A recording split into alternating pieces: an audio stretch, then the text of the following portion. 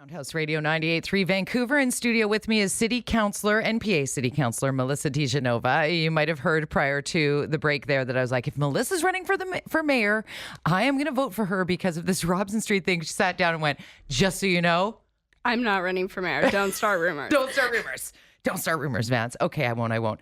But as a passionate, born and raised Vancouverite, that closing down of Robson Street between Burrard and Seymour, basically, or I guess it's Howe, but you can't really use Howe because it's one way, and then you can't use Granville because it's Granville.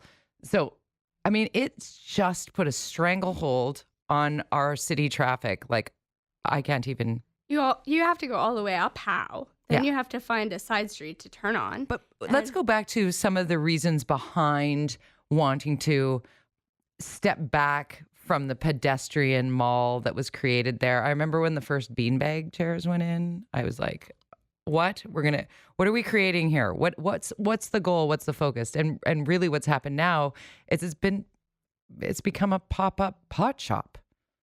Well, I was a little bit skeptical when we first had this concept brought to us by staff, but Vision Vancouver, was saying it's going to be a great place. We're going to close down the road. This is going to be kind of an area where people can gather. It'll be family friendly.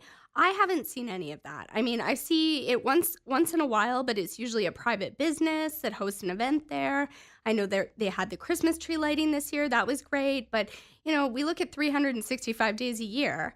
And so many of those days, I believe in peaceful protests, but I'm hearing from families that don't feel comfortable walking their own families through the square because it really has become sort of this catalyst for protesters. Now, peaceful protest is one thing, but for instance, I was sent a video from the weekend when they tried to close down. I believe they're calling themselves the 420 Farmers Market. Mm-hmm. For me, I'm all for the legalization of cannabis. Let's tax it, regulate it. And the city has a way for, marijuana dispensaries to apply for licenses. It costs a lot of money. You have to pick a certain location. But there is a way to do this. So to sit down there and be a for-profit table, not play by the rules. The food trucks sitting next to them, they have to go through Food Safe, Vancouver Coastal Health, pay the city for permits. They had to win a lottery. Yeah, do everything by the rules. And here we have people saying they're protesting, but they're actually making money. The last time that the protesters were closed down by the police, I understand that they seized other drugs other than marijuana.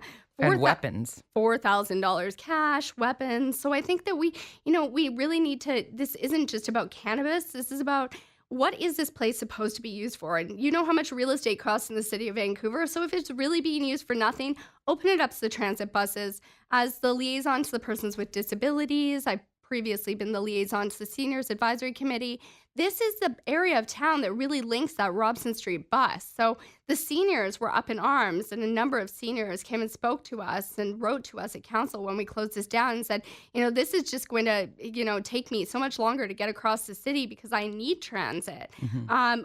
It backs up, I can say, just driving down there myself in a vehicle or even walking by there, it's gridlock now. So, how is that good for the environment? Vision says they want to be the greenest city by 2020. We've recently learned we're not going to hit that goal, nowhere near it anyways. So let's look at moving people efficiently. Also, if we really wanted to have a public square, let's borrow ideas from places like Europe. I'm of Italian heritage, and you go and you see the piazzas and the way that people sort of, gather together, and that they have programmable space. They have, artists who are out there. They have, lots of different types of tables and entertainment, but the city needs to lead those initiatives. I think Vision Vancouver kind of said, you know what, we'll open a square, we'll make it nice, and people will show up and it'll become that. But there's really been no leadership there. No. So I think that what it's attracted instead are these people who, to be completely honest, I was asked by the media to come down there on the weekend, and I had my infant daughter with me. And did I want to bring her to that? And after I saw that video, certainly not. So I think that what we have to look at here, and I was working on this motion before this past weekend even happened, is moving people efficiently, looking at transit service. I also said that it should be open for active transportation. I would hope that Vision Vancouver would not be against a bike lane in this area or bikes moving through the square.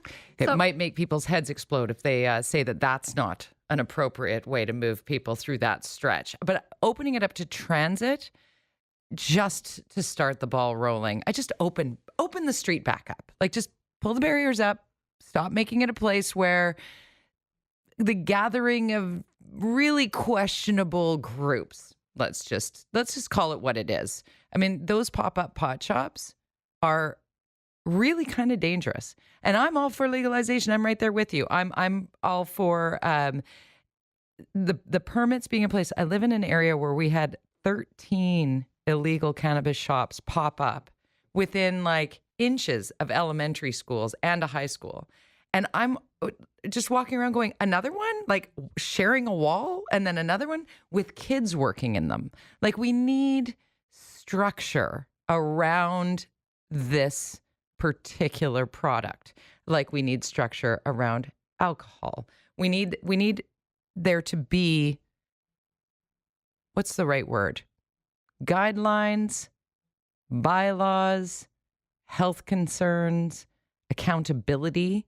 well, there is. I mean, we do have bylaws at the city, and it's my understanding that those people who pay for their licenses and jump through those hoops and are 300 meters away from schools, they pay $30,000 for their license. Most of them are closed now. I have to say, this was back when No, there were no actually, licenses. There's quite a few that are open that aren't supposed to be, but they Right. would rather pay a $1,000 ticket. Yes. And the most our staff can kind of get out to them is once a month because they're also dealing with empty homes and short-term rental. No doubt. And everything else. So when you think about it, It's not a slag on the staff. no, What no, it is it's not at all. But when it comes to the urgency with which we need to react to these places in public spaces that are selling what continues to be an illegal drug until That's further true. notice. But also, I think that it's fair to say to our staff and for the Vancouver Police Department, who I think have done a phenomenal job in trying their best to make sure that it's a family-friendly space at Robson Square, although there's not much there. It's just a square. I think we could have done more, perhaps. Agreed. I think we're dancing around it, Yeah. though, because the other thing we need to say with the Vancouver Police Department and with first responders, we're in an opioid crisis. Those people are too busy to tear down the pop-up pot shop every day.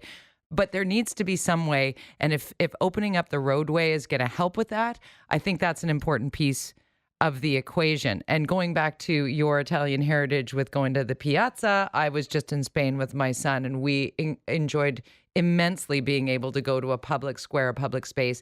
And one of the things that I know George Affleck has brought to the table is changing the Granville Entertainment District to have nice large patios where families can go and enjoy a meal and sit and watch the world go by. I think that's what Robson Square doesn't have.